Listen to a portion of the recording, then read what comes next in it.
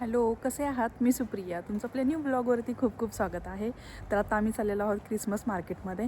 मी कालच एक blog upload केला होता की आम्ही काल धुरंधर मूव्ही बघायला गेलो होतो इथे लक्झेंबर्गमध्ये.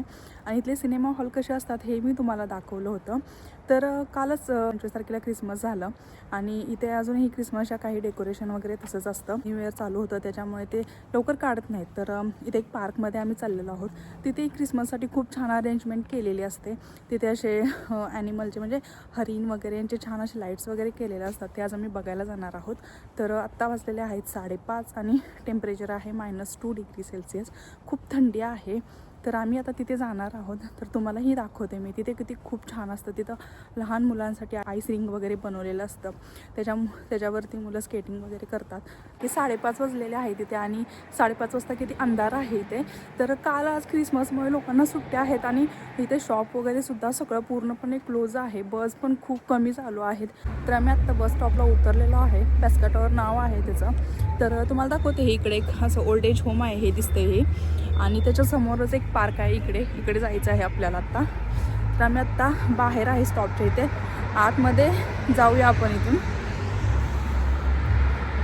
तर सध्या 2 दिवस सुट्टी असल्यामुळे भरपूर लोक सुट्टीला वगैरे गेलेले आहेत. त्यामुळे जास्त गर्दी पण नाही आहे. आणि इथे असे लाईट्स वगैरे केलेले आहेत झाडांवरती. तुम्हाला असं कलर वगैरे खूप छान वाटतं हे.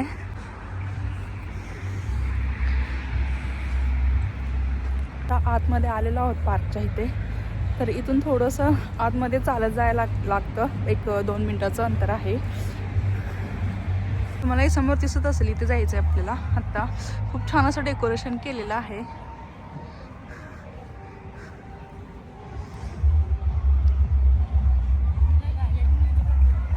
खूप जास्त थंडी आहे तरी सुद्धा लोकांची खूप जास्त गर्दी आहे इथे.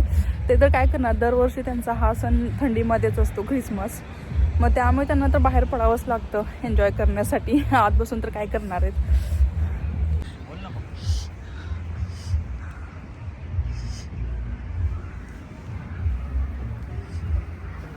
लाईट्स असं चेंज होतात ना, कलर्स वगैरे. इथं ऑरेंज पाठीमागे ब्ल्यू वगैरे असे टाईम टू टाईम चेंज होतात ते.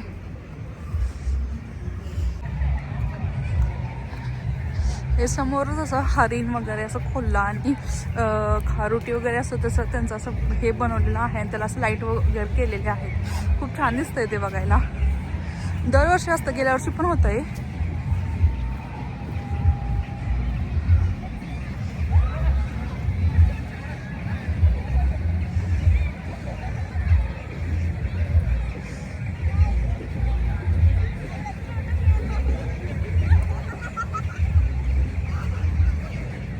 हे समोर कोल्हा आहे, इकडं खारुटी आहे आणि हरिण.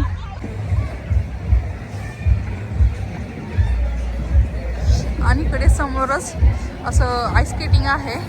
सगळी लोक करतात ते खाली, तुम्हाला दिसत असेल. एवढ्या थंडीमध्ये पण काय स्केटिंग करतात काय माहिती.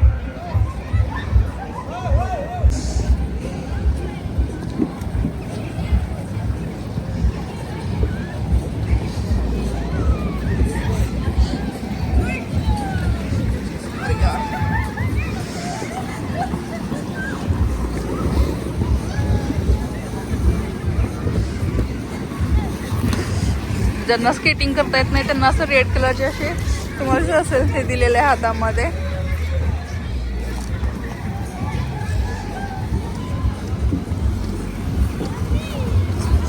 छोटी छोटी मुलं आहेत आणि पॅरेंट्स पण आहेत त्यांचे.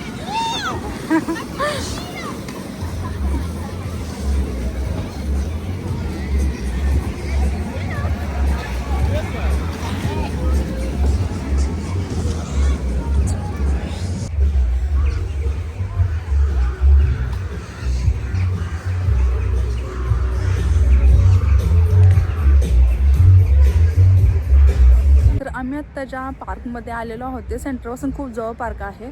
आणि इथे ना दरवर्षी अशी अरेंजमेंट केली जाते आणि ही आता 4 तारखेपर्यंत अशीच असते. कारण आता 31 आणि 1 जानेवारी नवीन वर्षाची सुरुवात, त्यामुळे हे काही लवकर काढत नाही. 4 तारखेपर्यंत असंच राहणार आहे.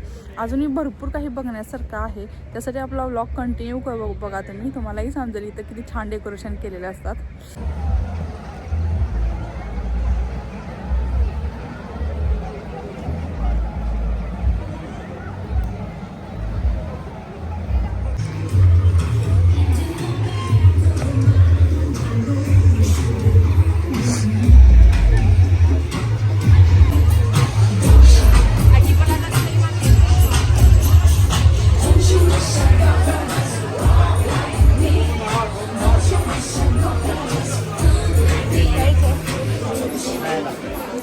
कॅश लागते.